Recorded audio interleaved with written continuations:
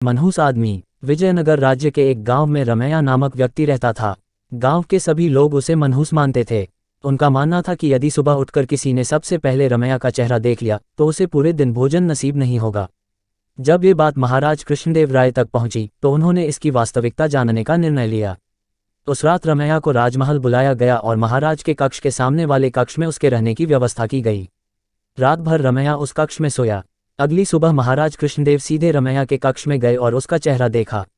दिन का प्रारंभ रमैया का चेहरा देखने के बाद अब महाराज को देखना था कि उनका दिन कैसा गुजरता है। उस दिन दरबार में जाने के पूर्व वे भोजन के लिए बैठे ही थे कि उन्हें तुरंत किसी आवश्यक मंत्रणा हेतु बुलवा लिया गया। वे बिना भोजन करे ही दरबार चले गए।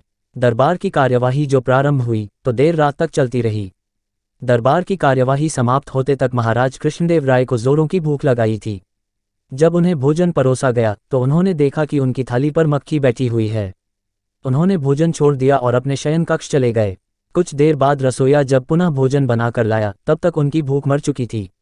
वे बिना खाए ही सो गए। अब महाराज को विश्वास हो गया कि रमैया मनहूस है। उन्होंने उसे फांसी पर चढ़ा देने का आदेश दे दिया। रमैया की फांसी की बात जब उसकी पत्नी तक पहुंची तो वह रोते रोते तेनालीराम के पास गई और उससे सहायता की गुहार लगाए। तेनालीराम ने उसे आश्वासन देकर घर भिजवा दिया। अगली सुबह जब सैनिक रमैया को फांसी पर लटकाने ले जा रहे थे तो रास्ते में उनकी भेंट तेनालीराम से हुई। तेनालीराम ने रमैया के कान में कुछ कहा और चला गया। इधर फांसी गृह पहुंचने के बाद सैनिकों ने रमैया से उसकी अंतिम इच्छा पूछी। रमैया ने कहा कि मैं महाराज को एक संदेश भिजवाना चाहता हूं। एक सैनिक द्वारा वह संदेश महाराज तक पहुंचाया गया।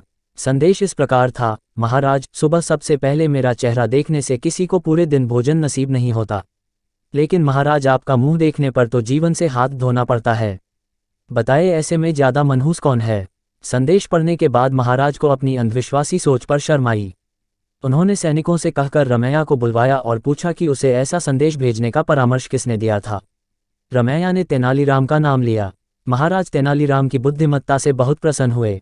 उन्होंने रमैया की फांसी की सजा निरस्त कर दी और तेनालीराम को पुरस्कृत किया। इस तरह तेनालीराम की वजह से रमैया के प्राण बच पाए। सीख: अंधविश्वास से दूर रहना चाहिए।